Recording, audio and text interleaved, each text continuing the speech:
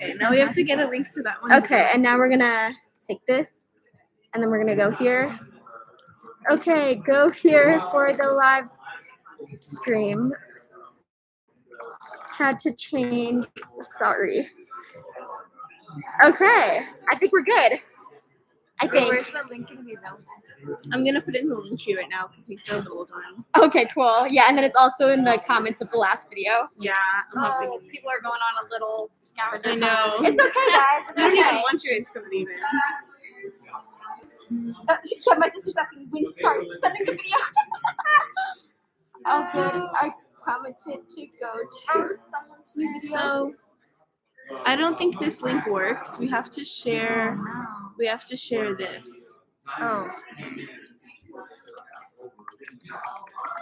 My prayers have been okay.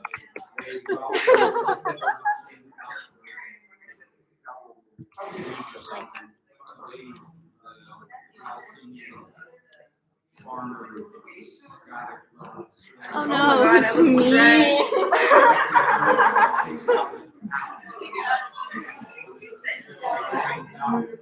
Okay.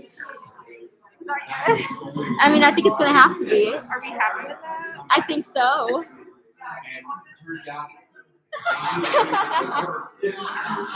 My sister there. She found it. She found us. They'll hear us though. They can hear. Okay. Okay. Hi, TJ. I love you too. Aww.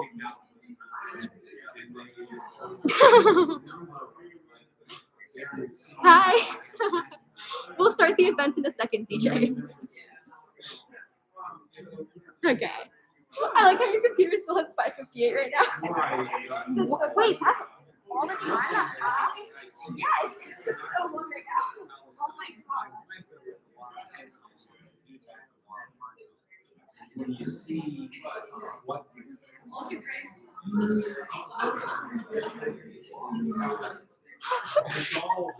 My sister wrote, "Go talk about Jews," like you said.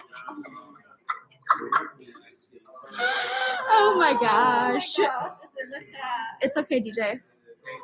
I am Jewish. so it's good to see what you guys. Yeah.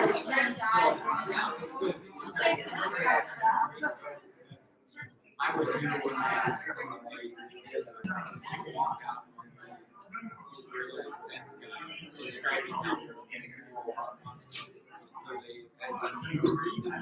they had to get a large room. They had about 15 people. About 6 or 7 years. We had shirts that was the thing. It's associated with the staging area was expanded. So they had to reach out to Indian groups, like-minded groups. Okay, cool. Okay. Anyway, Hello. Hi.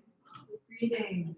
We're going to get started in a minute if you want to make your way over. Thanks for your patience. We're having a little technical issue with the live stream, but we got it. Hello to the people on the live stream. If we're live. Yeah, thanks for coming. Oh, yeah. Where's the mouse?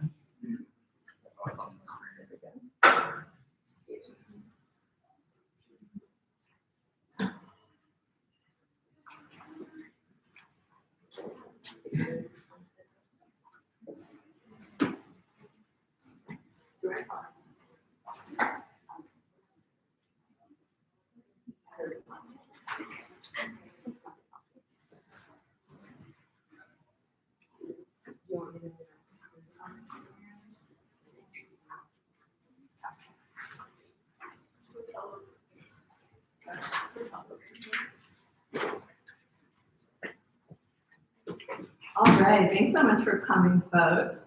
There's a sign-up little sheet going around if you want to stay connected with SJP for follow-up info. You can also follow us and keep in our future on Instagram. QR is there. But yeah, thank you so much for coming to our event on Israel-Palestine eco-colonialism and the environment. For Earth Week, of course, we are starting off with a land acknowledgement that we are on stolen Occam and Pequot lands. Tonight we'll be discussing settler colonialism and environmental destruction in Palestine. And these themes of land theft, ethnic cleansing, and ecological destruction are acutely relevant to the ongoing centuries of occupation and dispossession of indigenous peoples here, and should be at the forefront of our awareness and activism. So with that, if you're not familiar with SJP, though you probably are, but our mission is we're a diverse group of students, faculty, staff, and community members of all cultures and backgrounds here, organized on democratic principles to promote justice, human rights, and self-determination for the Palestinian people. We're dedicated to educating our campus community about the situation in Palestine and standing in solidarity with other human rights causes. Also, sorry, I'm Emma. You probably know me. I'm on the board of SJP and then we partnered with Defend Our Future.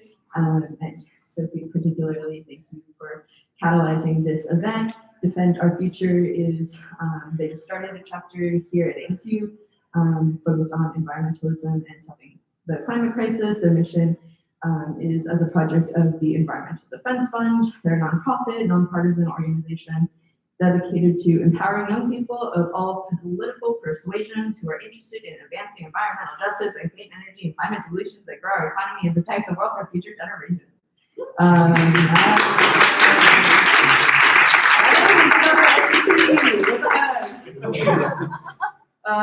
Yeah, the chapter here organizes activities such as climate marches, which there is one on Friday, which we'll announce again later. Meeting with politicians to discuss things, organizing fun events on campus like this, and more exciting ways to advocate for the environment today. And then thank you to our partner organizations who we're tabling here. If you're not already connected with them, of course, encourage you to connect with them. We have Metro de ASU, Young and Democratic Socialists of America, ASU, Students for Socialism. My bad, but they're great, and you can follow them. CSSI, Defend Our Future, SJP. Wait, climate action. No, you didn't want to be promoted. Okay, got it. All right, and with that, a broad theme of these issues is greenwashing, which is how Israel uses a facade of environmentalism to sustain a system of oppression. Some myths connected to this phenomenon are the myth of making the desert bloom, the claim that Palestine was unpopulated and undeveloped prior to the construction of the state of Israel, often referred to as a land without a people for a people without a land. This whole theme is just evident all throughout the words of like early Zionist leaders and founders.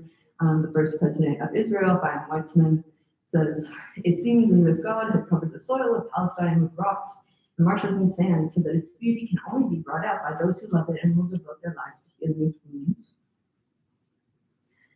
From an Israeli prime minister saying, when he came there, there were only 250,000 non-Jews, which is like there were at least 700,000 expelled in 1947 to 48, so that's a vast understatement. Just saying it was desert, more than underdeveloped, nothing. It was only after we made the desert bloom that they became interested in taking it from us. From the Israeli Ministry of Environmental Protection, Israel has faced major environmental and developmental challenges in the field of agriculture, rural development, and desertification and water management. The success of the young developing country in meeting these challenges was due to a mix of innovation, technology, and national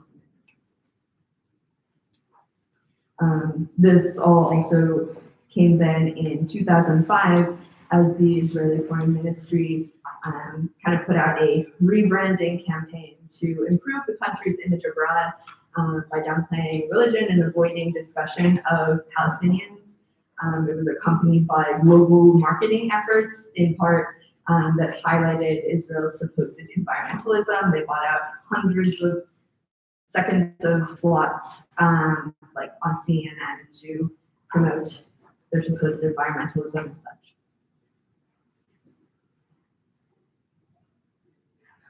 So eco-colonialism. Israel uses this facade of environmentalism not only to downplay and distract from its colonial violence and land theft, but as a key means of enacting it. A pivotal way is through afforestation that facilitates land theft and simultaneously also conceals ethnic cleansing, primarily through the JNF, which we will talk about more. So the JNF stands for the Jewish National Fund. If you've ever heard about like plant a tree in Israel and such, this is something that I heard a lot about growing up at like Jewish day school and such. And people would have trees planted in memory of loved ones, or like for bar mitzvahs, or this or that. And I was very much indoctrinated with the idea of Israel being super eco-friendly and such. But in actuality, all of the afforestation campaigns are motivated by land theft and concealment of ethnic cleansing that ultimately also harms the environment. So a timeline of the JNF. So they were really in it from the beginning of the Zionist movement in the late 19th century. So starting at the 1884 Zionist conference, there was proposed the establishment of a body to redeem the land of Israel from foreigners in order to turn it into a national acquisition. 1901, this proposal was passed and a declaration was made for the establishment of the Jewish National Fund. 1907, it was officially formed as an instrument of the World Zionist Organization. And the primary objective for the original memorandum of association was to purchase, take on lease or an exchange, otherwise acquire lands, forests, rights of possession, and other rights in the region for the purpose of settling Jews on such lands. Moving on to the British Mandate period, the JNF really began acquiring more land as of 1920 during that time. Then, of course, we have 1948, the Nakba, and the formation of the State of Israel, which created a lot more land grabs, among other things, as over 700,000 Palestinians are expelled, with hundreds of villages destroyed. And then in 1953, the land acquisition law in Israel legally codified and facilitated land theft through afforestation. And as the JNF is acquiring more and more land, remember that on these lands only Jews are allowed to live and work. So the 1953 law is really essential to this issue and the legal facilitation of land theft. Based on the law, it states that afforestation of stolen Palestinian lands constitutes Israeli control. So then that translates to today, where there's millions and millions of trees and these forests, and over 2/3 of them are located on the ruins of Palestinian villages demolished by Israel. It also bars the right of return, right? A somewhat recent case, Jabarin versus the State of Israel, Palestinians in 2010 tried to reclaim their land from a village that was in the Megiddo forest, but it was deemed that they would be trespassing, and it was struck down in accordance with that 1953 law.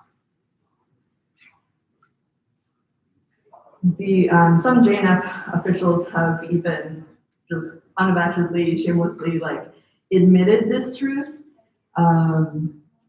Michal Kotorza in the early 2000s, who at the time was in charge of forest signage, interviewing with a right-wing newspaper, said, actually, a great part of our parks are on lands that were Arab villages, and the forests are a cover-up. So you can't say much to that. It's just the truth. You can see an image that's one of many examples of sites that were thriving Palestinian villages and then replaced with forests.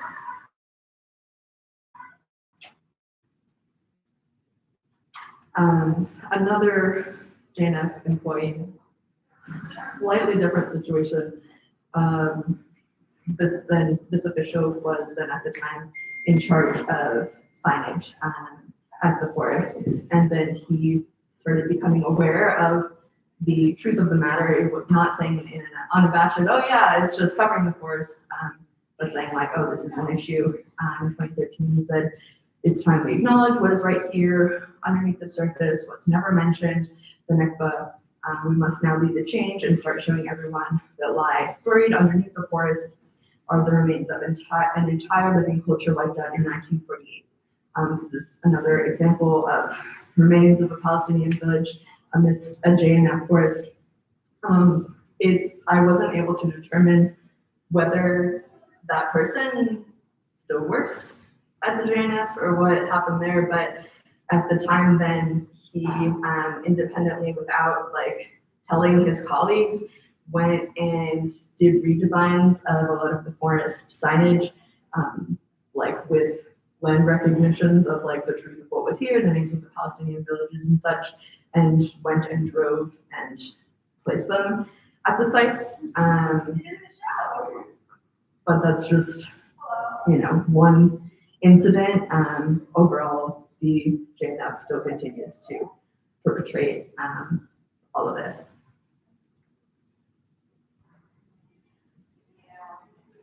And it's not only lands that were stolen and deforested through the Nakba in 1948, but it is ongoing ethnic cleansing.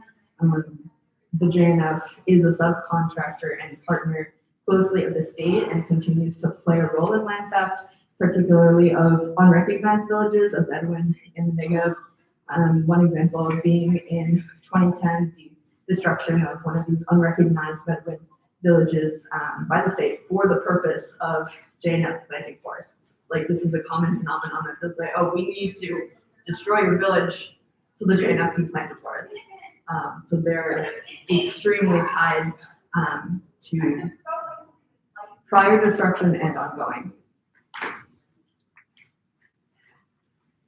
But amidst all this, they market themselves as a very eco-friendly, noble organization.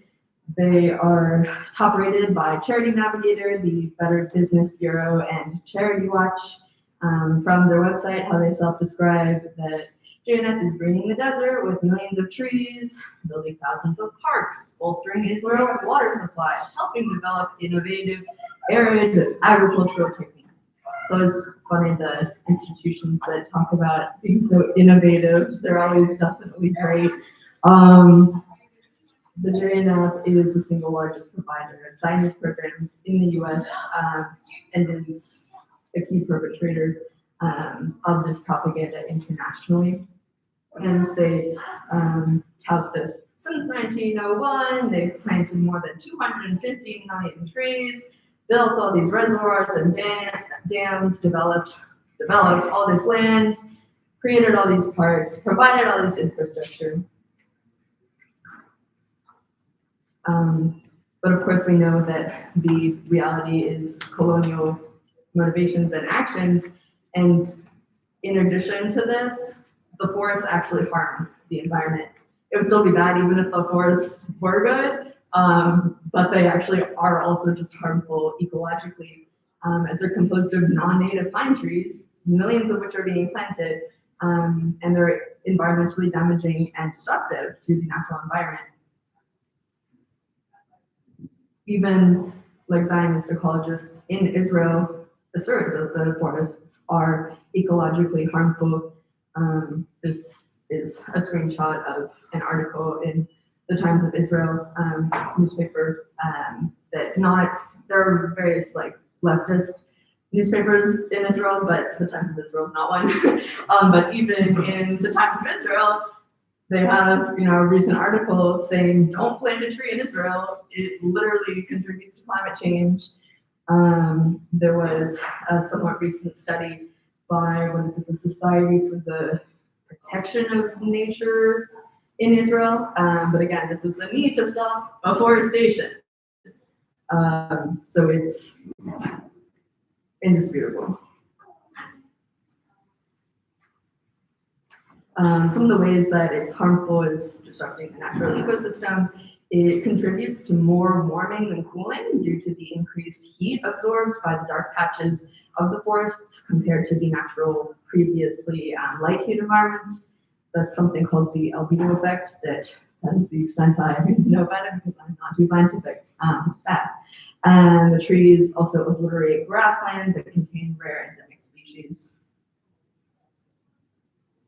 Additionally, I've read various things about this of people who have like planted a tree in Israel in whoever relative's name or this or that, and then try to like find out, oh, like how's my tree doing? Or like, can we go visit our tree or whatever? And I'm like, oh, we don't keep records of this. We don't care. We don't take care of these trees. Like, they're, in addition to being bad for the environment, the trees, there's not really even an effort to care for them. It's really about quantity as opposed to quality, and just enabling as quickly as possible as much theft as possible.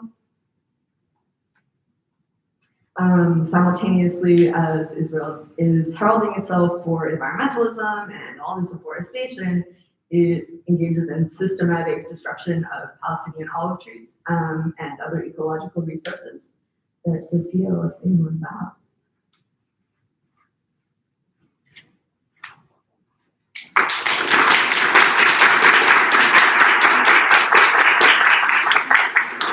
Thanks so much, Emma, for that great initial part of the presentation.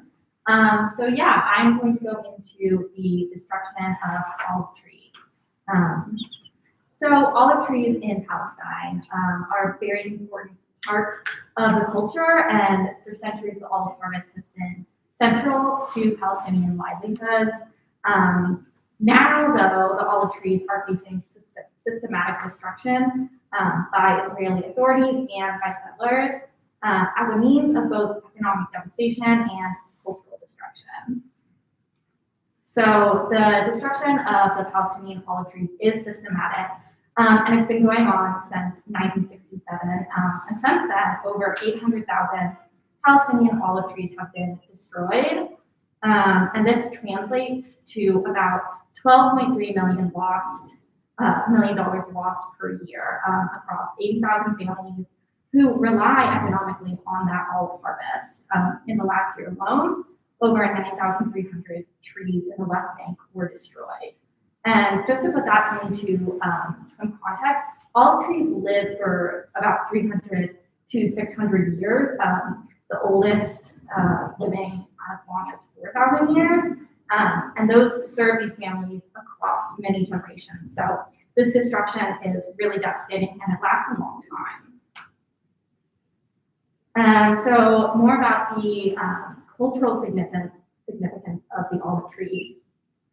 In Palestine, the olive tree is a symbol of freedom and represents a deep connection to the earth it grows on. So these trees that thrive in difficult conditions serve as symbols of Palestinian resilience. As trees that live and bear fruit for thousands of years, they serve as symbols of the history of Palestine and its people. And the harvest season serves as a reminder of many generations of Palestinians who have come together over the centuries to care for the same trees that still stand today. So a bit more about the economic impact. Here's a graphic that attempts to visualize a little bit about the loss that the destruction of these olive trees represents. And then at the bottom, it really puts it into context what has occurred since 1967, saying estimating the average annual productivity of an olive tree to be 70 kilos and the price of olive seeds to be 1.103 USD per kilo.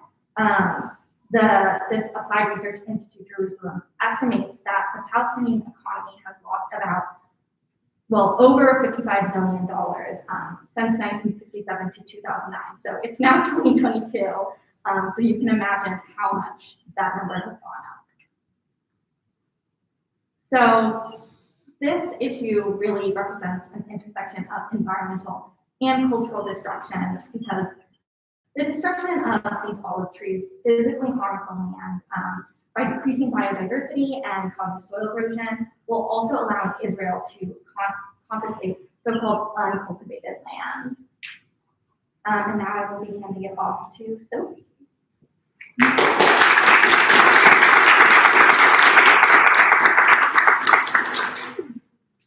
Thanks. Okay, so I'm going to talk a little bit about eco-apartheid and the environmental impacts of this greenwashing that we've been talking about. And so this is essentially just the impacts of settler colonialism on Palestinians and their land, and more so the reality of Israel's climate activity. And so first, we're going to kind of talk about the climate issues affecting the whole Palestine, and then Israel's role in them. So I'm going to start just by defining Palestinian climate zones. And so first off, we have the Jordan Valley region, which is about 75 to 90 meters above sea level. Annual rainfall is only 100 to 200 millimeters, and soil salinization is a major problem. Then there is the Eastern Slopes region, which is a transitional zone between the Mediterranean and desert, and the annual rainfall is about 150 to 300 millimeters. And then there is the Central Highlands region, which lies 400 to 1,000 meters above sea level, and the annual rainfall varies. There's the semi-coastal region, which is 100 to 300 meters above sea level, annual rainfall of 400 to 700 millimeters, and then the coastal plain, which is the Gaza Strip, and the annual rainfall is 200 to 400 millimeters. And so this is important because groundwater is one of the most important and significant natural resources, and it is the backbone of the agricultural sector. And so it's heavily affected by the amounts of rainfall in each region, which we're talking about right here. And so when we're talking about the olive trees and such, the agricultural industry is incredibly important to the Palestinian economy. And so when we see climate change impacting it, that just furthers the situation of apartheid. So this is just some graphics right here. But overall trends indicate that temperatures in the area will rise, precipitation will decrease, and high precipitation events will occur, which equates to increased water shortages, flooding, and food security challenges. And so the maps on this slide show the mean temperature increases from 2001 to 2010 and the irregular rainfall patterns. Because Palestinians have limited control over their natural resources due to Israeli restrictions, these upcoming challenges will be especially detrimental. Now I'm going to talk a bit more on the effects on various sectors. So starting with water, the increased water shortages reduce surface and groundwater quality, which is due to salinization of freshwater sources. The availability of drinking water is actually reduced. Gaza is nearing unlivable because it has no surface water available and relies entirely on groundwater aquifers.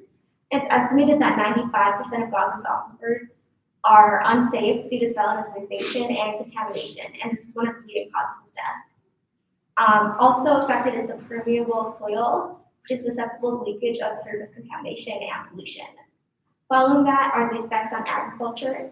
So there's more frequent droughts and increased desertification, which leads to changes in the economic variability of crops, such as shorter growing seasons, increased crop water requirements, declining grazing ranges and stocks, and this all leads to higher food prices for Palestinians. As for the effects on energy, there's increased energy demands to cope with temperature extremes, rising fuel demands to cope with water shortages relating to fuel and transport, associated costs, and then for public health, there's increased occurrences of water-related diseases such as diarrhea, chloria, and dehydration. There's increased heat stress from high temperature extreme events, and spatial and temporal alteration of diseases such as malaria. Effects on coastal life include land use impacts from sea level rise and coastal erosion. The Mediterranean coast is expected to lose kilometers of beach area, and cliff erosion will accelerate. Furthermore, there's going to be a loss of biodiversity and northwest migration of ecological systems.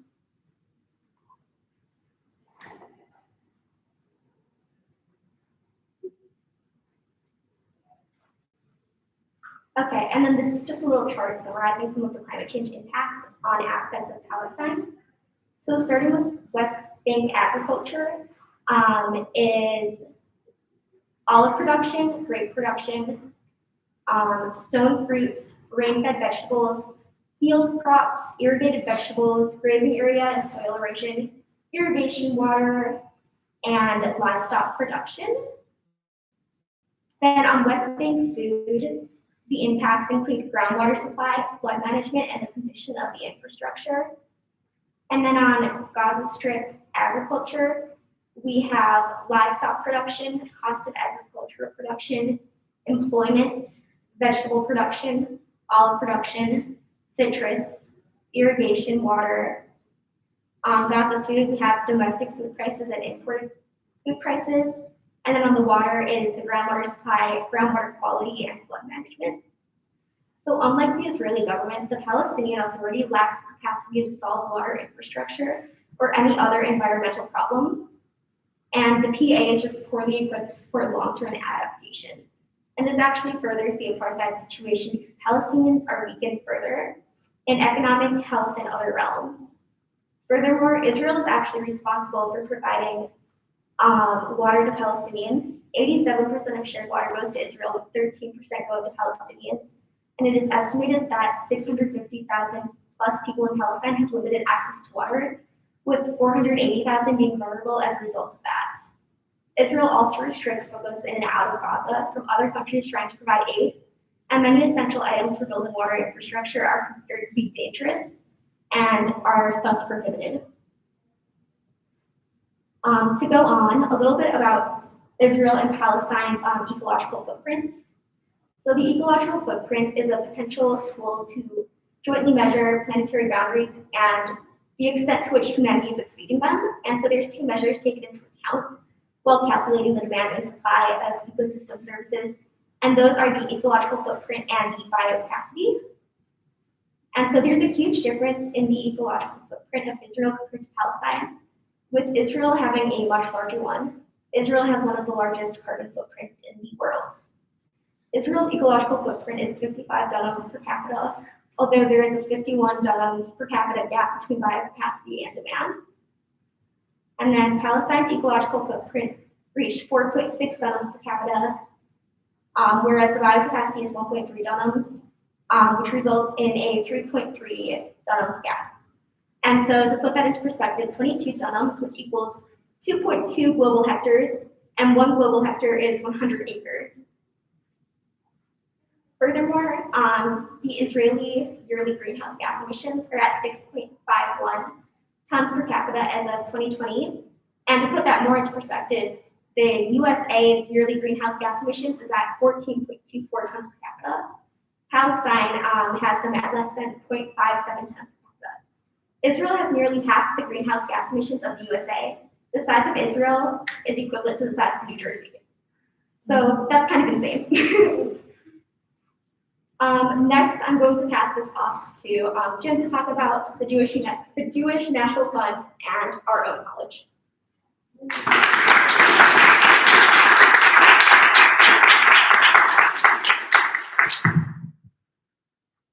Okay, so we talked a little bit earlier about the JNF. We know who they are. But we also know ASU, it's our university here. And ASU is #1 in innovation, right. One of the things that ASU, I guess, has decided to innovate itself in over the past 8 years or so is finding new ways it can benefit from ethnic cleansing in Palestine. So what that looks like is, here we have a document from the IRS. They got my checks yesterday, showing that grant money was received by the Jewish National Fund from Arizona State University. This is a document from 2016. So what this means is ASU is giving money to the JNF, but it goes even further than that. There's not a slide that I can show about this, but Michael Crow, our president of ASU, has personally received a Tree of Life award, ironic name, from the JNF. They gave it to him about 5 years ago. And what this award was for Arizona State University's very special relationship that it has with Ben-Gurion University. Now, Ben-Gurion University is the main university in the Negev Desert, which is the southern part of Palestine, known as the Negev in Hebrew. And this university is where the JNF basically gets Israeli intellectuals to come up with the new green technologies to implement into the Negev Desert to increase the settlements and to continue with the expansion of bulldozing Bedouin Palestinian settlements, unrecognized villages, remember that term.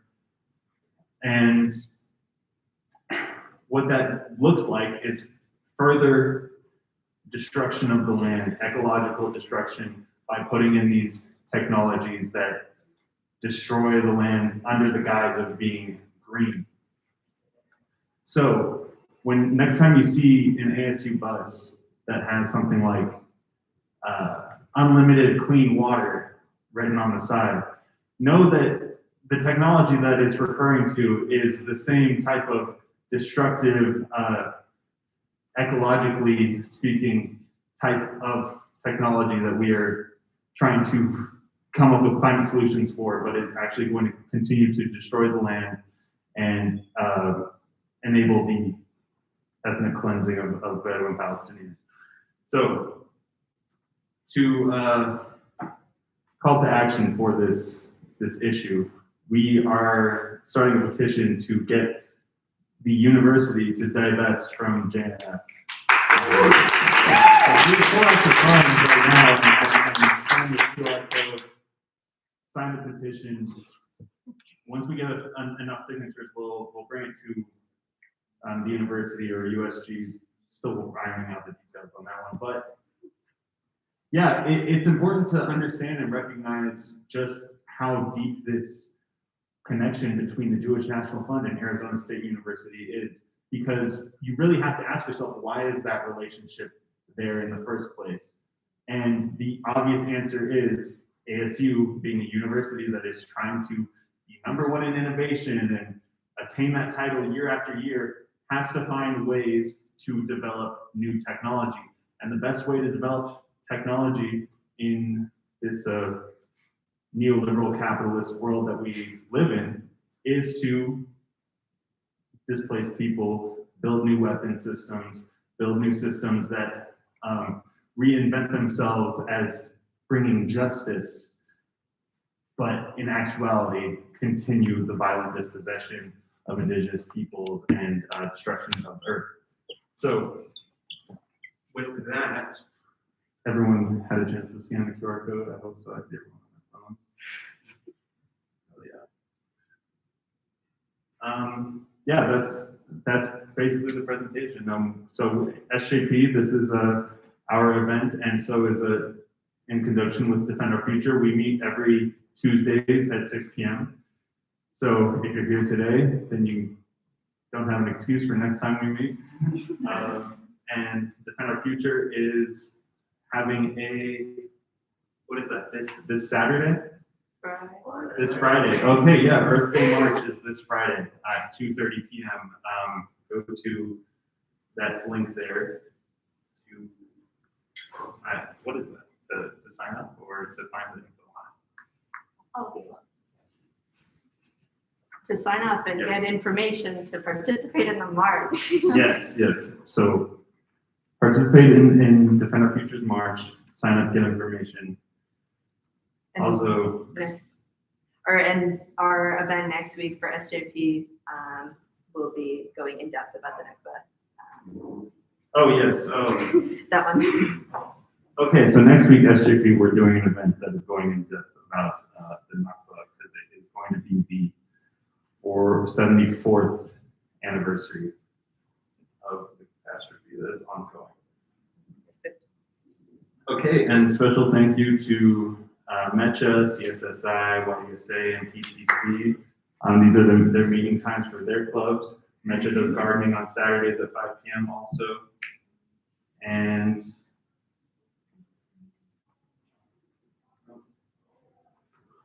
That's about it. But yeah, you can connect with our partner organizations. there's everybody's and us. handles on social media. So thank you everyone once again for coming to our event.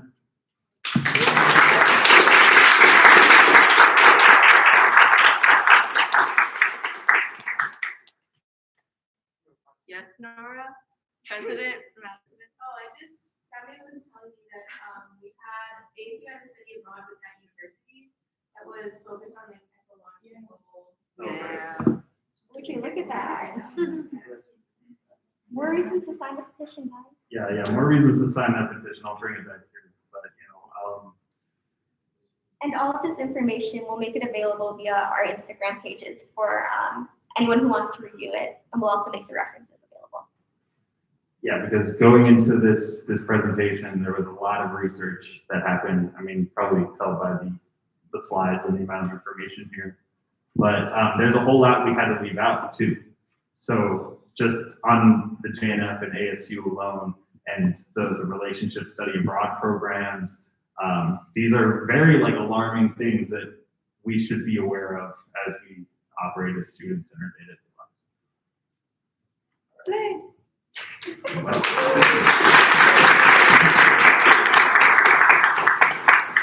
Speakers, who could just gather by the podium.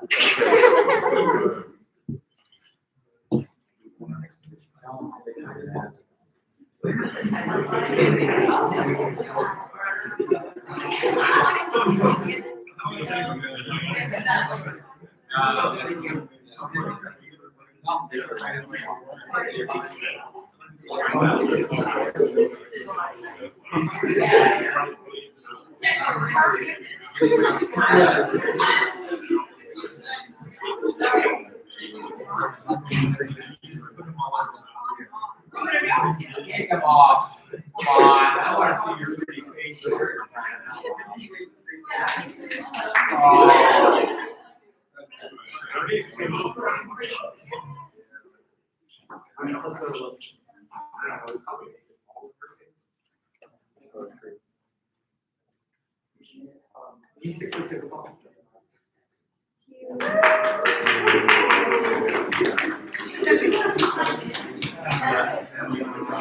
You asked what we did. Of course, your presentation reminded me of Michael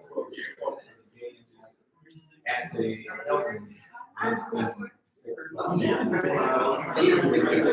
really? Oh, good. No more wars.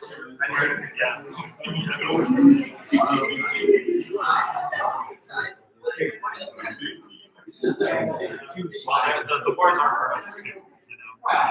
We benefit from them in every way. For a war facing. Exactly. Again, Israel is our proxy.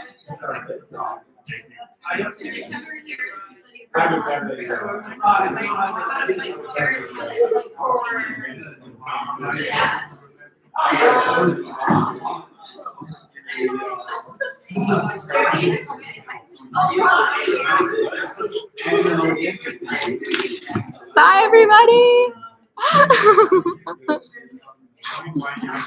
Oh, this is